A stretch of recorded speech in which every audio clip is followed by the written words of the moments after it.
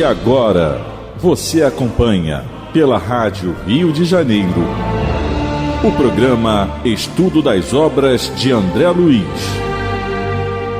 Vamos refletir sobre o livro Nosso Lar. Produção e apresentação, Tereza Cristina e Marco Antônio. Amigos ouvintes da Rádio Rio de Janeiro, com a permissão de Jesus e dos bons espíritos, mais uma vez aqui para darmos continuidade ao estudo da vida no mundo espiritual, através da obra Nosso Lar, que foi ditada pelo Espírito André Luiz e psicografada por Francisco Cândido Xavier. Olá, companheiros, amigos da Rádio Rio de Janeiro. Estamos no começo do capítulo 26, Novas Perspectivas. No programa passado, nós conversamos sobre o bem que todos temos a obrigação de realizar enquanto encarnados, não o nosso próprio bem, porque esse a gente sabe fazer, né? Já somos PhD em fazer o próprio bem, mas é aprender mesmo a fazer o bem para o outro. Esse é um novo aprendizado. A gente também conversou no programa passado que o André Luiz, ele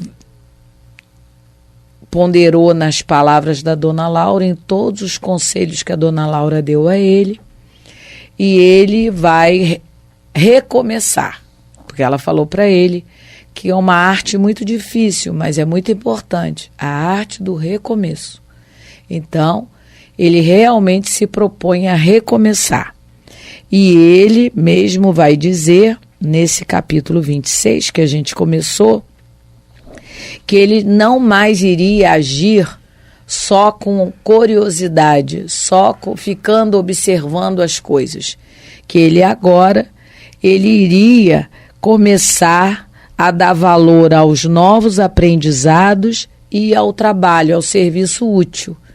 A gente comentou no programa passado que é essa visão que a gente tem que ter, todos nós, quando reencarnamos na Terra, que é um planeta de provas e expiações, que nenhum de nós está aqui a passeio, simplesmente, só a passeio.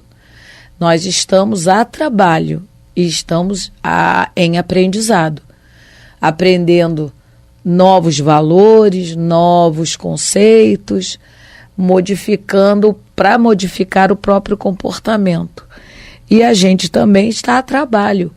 A gente leu na pergunta 132 do Livro dos Espíritos que Deus conta com nossa cooperação, não é?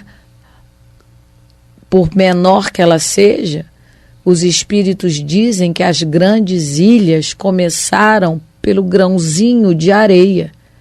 Então, a gente tem o reconhecimento que a gente é um espírito inferior ainda, mas é de grão em grão, como diz o ditado, que a galinha disse o papo. Então, Deus, ele também conta conosco. Jesus conta com a nossa pequenina colaboração.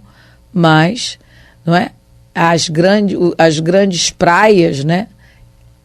As extensas praias, elas têm aquela imensidão que a gente olha da areia, mas é de grão em grão, que se juntando consegue fazer aquela beleza toda. Então, nós comentamos isso no programa passado. Hoje vamos começar a ler o segundo parágrafo.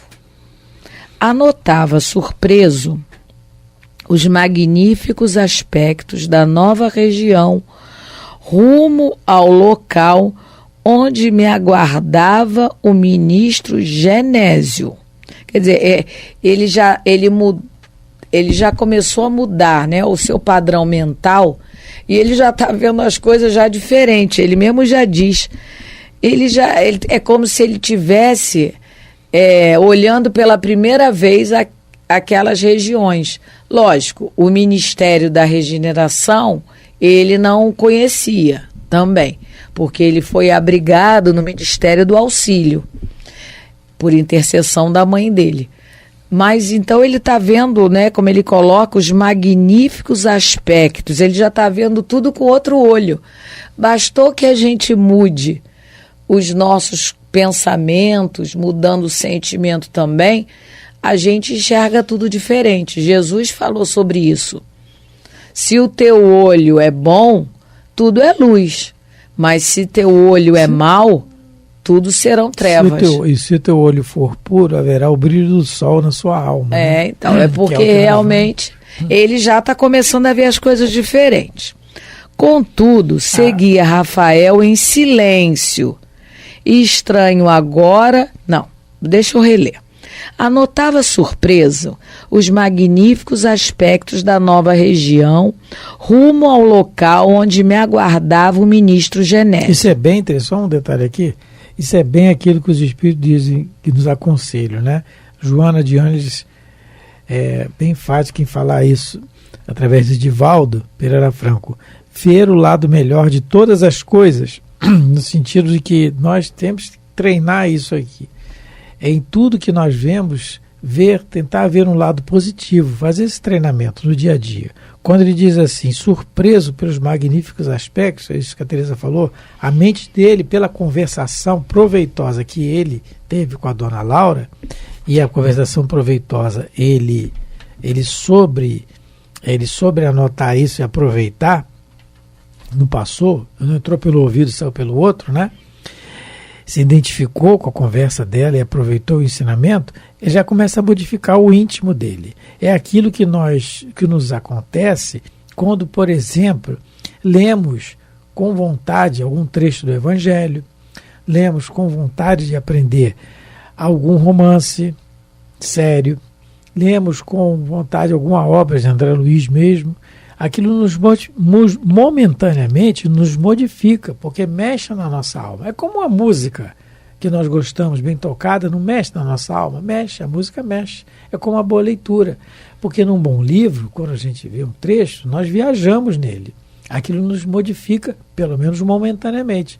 E um livro sério, voltado para o bem, nos modifica para bons pensamentos. Quando nós lemos, por exemplo, vou dar um exemplo aqui, das obras espíritas, o romance Renúncia, que é ditado pelo Espírito Emmanuel, uma história real, acontecida em França e Espanha no século XVII, 1600 e pouco, século XVII. Então você vê a história ali de um anjo, que é Alcione, né? E toda uma trama, toda uma família em volta, histórias verdadeiras. Quando tem o romance, não é um romance pelo romance, acontecido pelo acontecido, mas tem um fundamento moral a todo tempo ali. Isso aí nos modifica o aspecto. Quando a gente acaba a leitura daquela, o que acontece em volta de nós já começa a ter um outro sentido, pelo menos momentaneamente. Por isso que a instrução deve parar para nós. A boa leitura, né, o bom contato. Hoje nós temos os vídeos, as palestras, as lives e etc. Também as palestras enaltecedoras. Nós temos aí a oportunidade de ver agora no YouTube, estão colocando palestras antigas de Divaldo Pereira Franco, né? Não que as novas sejam ruins, não é isso, mas as antigas, onde ele tinha mais saúde, né? Onde a voz era mais enfática, histórias aí comovedoras que nos transformam. Outro dia eu ouvi uma palestra do Raul Teixeira, antiga, no YouTube, em que ele relata um caso acontecido com ele, real, e de uma família que teve a filha assassinada. A filha tinha um namorado, foi fazer faculdade em outra cidade e foi namorar e foi assassinada. E a família, a mãe, o pai e os irmãos ficaram, né, arrasados, natural. Só que a mãe, depois que enterrou o corpo, ela foi ter com o assassino. Ele foi assassino, confesso, ele estava drogado. E aí ela foi ter com ele na cadeia e conversou com ele. E falou com ele, que perdoou ele. E daí depois disso, quando ele é liberto pelo bom comportamento, algum tempo depois, ela leva ele para a cidade dela, começa a frequentar o centro que a filha frequentava, o centro espírita. Ele fala com a cidade do interior de Minas, não diz qual. Então começa a frequentar. E, quer dizer, e ele fala isso, gente, era uma família, não era de Saturno, uma família aqui da Terra. Então, quando ele conta essa história, eu cheguei em casa depois contando com emoção. Eu falei, meu Deus, isso existe, é isso mesmo, é o que o Evangelho pede. Quer dizer, podia ser uma leitura, podia ser uma conversação, foi uma palestra. Claro, o Raul contando, né? É outra coisa. Então, aquilo nos enaltece. Então, o que o André Luiz está falando aqui, ele está maravilhado pelos aspectos da nova religião. Só que ele já tinha ido em outras regiões. Mas depois da conversação, com incentivo para o trabalho, ele já está com a mente bem mais modificada. E aí ele continua. Contudo, seguia Rafael em silêncio, estranho agora ao prazer das muitas indagações. Ele já está mudando o comportamento mesmo, não só mental, o comportamento material, vamos dizer assim, físico, porque ao que parece ele era muito questionador, ele era muito indagador, não que isso seja ruim. Nós devemos ser curiosos, né? A curiosidade é uma coisa benéfica. O problema é quando você fala o tempo todo, não escuta ninguém, até por conta do orgulho dele, talvez ele achasse que ninguém tinha muito o que dizer. Então ele falava mais, ele indagava mais, mas ele agora, ele está em silêncio, ele já começou a mudar o próprio comportamento, não é? Ele já está, como ele coloca aqui, em silêncio, estranho agora ao prazer das muitas indagações, porque antes é o que ele gostava de ficar questionando, de ficar perguntando o tempo todo. Vamos repetir. Perguntar é sadio, ter curiosidade é uma coisa benéfica, mas exageradamente, aliás, todo exagero é desequilíbrio. Talvez o André Luiz fosse uma pessoa muito ansiosa, quem sabe? A gente, né, a gente não o conheceu pessoalmente, mas às vezes uma pessoa muito ansiosa, ela não consegue ficar quieta. Ela tem que falar o tempo todo, ela se sacode o tempo todo, ela tem movimentos que a gente consegue ver que são movimentos alterados. Ela não consegue ficar parada muito tempo. Ele, então, parece, né, ter sido alguém meio, talvez um pouco ansioso. Mas agora ele mesmo está estranhando. Ué, eu estou calado? Eu não estou perguntando tanto, não, né? São perguntas evasivas, né? Porque, não é o que a Teresa falou, não é questão de não poder perguntar. Não é isso, até porque a doutrina espírita foi feita, ela foi trazida através de perguntas, de né? questionamentos do professor Rivaio. E de outros. E o primeiro livro lançado, o Livro dos Espíritos, sabiamente foi feito em perguntas, para facilitar o entendimento. Um senhor francês, que eu esqueci o nome, vou ficar devendo, ele já entregou, quando ele conheceu Kardec, quando Kardec o conheceu, ele entregou não sei quantos cadernos já de perguntas feitas aos espíritos. Então, lógico, questionar não é o problema é você só fazer isso. E pior ainda é quando você questiona com espírito de fofoca, porque às vezes as pessoas usam essa máscara. O que está acontecendo? É para fazer, é para orar, é para ajudar, mas no fundo, às vezes, é só para fazer fofoca, é só para saber da vida do outro. Então, ele mesmo está espantado com ele. Então, a pergunta real, aquela que o André Luiz vai fazer em toda a sua obra, até porque por isso nós temos as informações, e por isso ele foi o escolhido para trazer para nós a mais esmiuçado ainda a vida no mundo espiritual, é através dessas perguntas inteligentes que ele fez. E em situações, ele coloca situações que ele queria perguntar e não foi permitido, porque era inconveniente. Vai ter vários trechos nas obras dele que vão ser dito isso. Então, a questão do questionamento é o aproveitamento do tempo, é que possamos perguntar. Tem situações, eu acho que é no livro Missionários da Luz, por exemplo, tem reuniões no plano espiritual que pessoas estão desencarnados, mas tem pessoas encarnadas que, pelo desdobramento, pelo sono, são levadas a essas reuniões de instrução. Isso acontece a todo momento. Só que as perguntas elas são limitadas, nem todo mundo as pode fazer. Sim. Tem uns que só Só podem aqueles assistir, que tiverem conhecimento do assunto a ser por tratado. causa do aproveitamento do tempo. É. É isso que eu E não é perguntar por perguntar, para aparecer, para outras coisas, não é. E aí ele continua. Em compensação, quer dizer, parou de tagarelar, em compensação, experimentava um novo gênero de atividade mental. Dava-me toda a oração, pedindo a Jesus que me auxiliasse nos caminhos novos, a fim de que não me faltasse trabalho e forças para realizá-lo. Olha que bonito, né?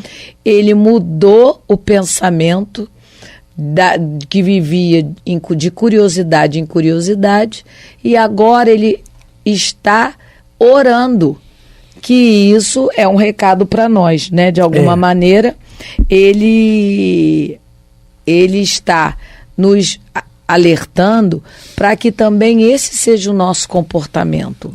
Porque os livros que vieram da espiritualidade superior não é só para a gente conhecer o que acontece no mundo espiritual, é para a gente colocar nossa barba de molho e começar o trabalho desde aqui. Isso que o André Luiz está fazendo lá na colônia, ele quer que a gente comece a fazer daqui do corpo, porque aqui é que é a prova, aqui é que... Lá é mais fácil, claro que é. Aqui o negócio fica mais complicado. Então, a prece... ele está dizendo para a gente que é um hábito que a gente tem que adquirir. E a gente precisa adquirir esse hábito, já que a gente não tem, botar até o despertador. Acordou? Prece. Durante a manhã, prece. Divaldo, durante o almoço, prece. Né? Os irmãos protestantes, eles têm esse hábito saudável de orar quando comem. Eu lembrei do Divaldo, o Divaldo Franco, quando fala... a mãe tinha desencarnado, recém-desencarnado, logo depois se reequilibrou, e ela vai, aparecia para ele, meu filho, já orou? Mãe, eu acabei de acordar. Ora, meu filho. Ora. Isso, ora. Aí a Joana fala, meu filho, ore muito para não desencarnar na hora errada. Eu não esqueci disso que ele falou. Aí ele perguntou para a Joana de Anjos, o que é a hora errada, minha irmã? É a hora que você tiver com ira, com raiva e desencarna assim, hora, com desequilíbrio. Às vezes uma vida inteira de sacrifício e desencarna desequilibrado por causa da raiva. Então ore muito. Isso. E o André Luiz fala aqui, né, ele fala assim, né, dava-me toda a oração, coisa pedindo que ele não a fazia. Jesus me auxiliasse. Então aqui a oração, para ele, é uma questão contínua. Ele está no trabalho oração. Orar não é repetir palavra memorizada. Isso é rezar. É repetir palavra. Orar é abrir a boca da alma. Orar vem do verbete com grego, sentimento. Ores, boca. Significa abrir a boca da alma, com sentimento. Porque se fosse assim, o mudo não orava. E ora, pelo pensamento. Não é? Na pergunta 658 do Livro dos Espíritos, Allan Kardec questiona: agrada a Deus a prece? Está na lei de adoração. Resposta: a prece é sempre agradável a Deus quando ditada pelo coração, pois para ele a intenção é tudo. Assim, preferível lhe é a prece do íntimo, a prece lida, por muito bela que seja, se for lida mais com os lábios do que com o coração. Agrada-lhe a prece quando dita com fé, com fervor e sinceridade. Mas não creiais que o toque há do homem fútil, orgulhoso e egoísta, a menos que signifique de sua parte um ato de sincero arrependimento e de verdadeira humildade. Então, a prece é recomendada por todos os espíritos. O próprio Jesus nos ensinou não só o Pai Nosso, mas existe uma outra prece de Jesus que está em Marcos, que ele é uma prece também. Se a gente lê esse capítulo de Marcos, é que eu não me lembro qual é o capítulo, mas é uma outra oração que Jesus faz, e por nós, nos ensinando, não é, a orar, mas tem o Pai Nosso. Então, Jesus ele sai muitas das vezes de perto dos apóstolos e vai orar. Então, a oração, que é um sentimento, que nos conecta às faixas superiores da vida, aos espíritos superiores. Então, é um hábito que a gente precisa desenvolver. O André Luiz, com certeza, enquanto encarnado, não o tinha. E agora, seguindo as orientações de Dona Laura, que falou para ele sempre pensar em Jesus, ele começa a ver que ele está orando o tempo todo. Qualquer tarefa que a gente comece, a gente deve orar, pedir ajuda, colaboração dos bons espíritos, não é? Lógico que a gente sabe que Deus é Pai, está sempre olhando por nós, mas a gente vai desenvolvendo com isso também a nossa humildade, compreendendo que a gente ainda é um espírito inferior em provação, mas a gente está caminhando e a gente precisa de ajuda. E a prece, ela faz isso com a gente. E às vezes a gente tem que ter a vigilância e o cuidado de não fazer preces, como os espíritos disseram a Kardec, de uma maneira decorada. Às vezes a gente demora tanto para fazer a prece, parece que a gente está fazendo uma palestra. Pelo menos dentro do centro espírita, às vezes acontece isso. E a oração não precisa de quantidade de palavras. Ela precisa de sinceridade de emoções. Coisa que a gente está aprendendo agora. Então, o mais importante não é falar muitas palavras na prece. O André Luiz, ele está orando, ele está pensando em Jesus. Só isso. Senhor, me ajuda. Senhor, socorre. É uma conversa. O Espiritismo vem, não é, nos reensinar a orar. Porque até então, nós que experimentamos e experienciamos outras religiões em outras encarnações, a gente tinha um outro conceito de prece. E o Espiritismo, quem tiver interessado, né, no Livro dos Espíritos, a partir da pergunta 658 até a 666, vai falar sobre a prece. Como a gente deve realmente orar. E o André Luiz, então, ele está aprendendo isso. E lembramos aqui, quando o André Luiz fala assim, dava-me toda a oração pedindo a Jesus me auxiliasse nos caminhos novos. Então ele já está imbuído no trabalho e pede a ajuda. E aí Jesus, no Evangelho de Lucas, o Nosso Senhor fala assim, por que me chamais Senhor, Senhor, e não fazeis o que eu vos digo? Então, no sentido de que a oração, o trabalho já é uma oração. No livro Obreiros da Vida Eterna, tem um ensinamento de um posto de socorro que é dirigido pela irmã Zenóbia. E é muito trabalho. É um posto que se move nas zonas de umbral, por isso que é posto de socorro. Ele se move, o nome é Casa Transitória de Fabiano, porque foi criado por Fabiano de Cristo. Mas quem dirige no livro é a irmã Zenóbia. E ele transita esse posto pelas zonas de umbral. O socorro aos infelizes. O André Luiz está lá em aprendizado, como sempre. E aí ele vê a movimentação do trabalho que a irmã Zenóbia tem, dirigente do posto, o tempo todo. Tem que dar ordens e coordenar muita coisa.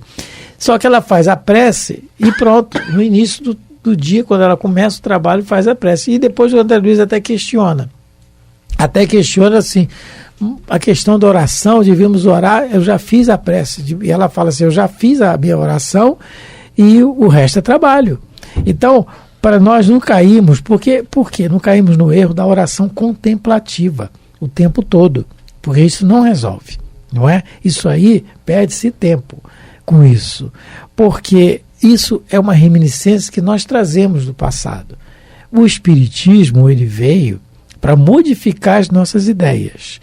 Nós que conseguimos professar o Espiritismo não somos melhores que ninguém, somos diferentes no raciocínio.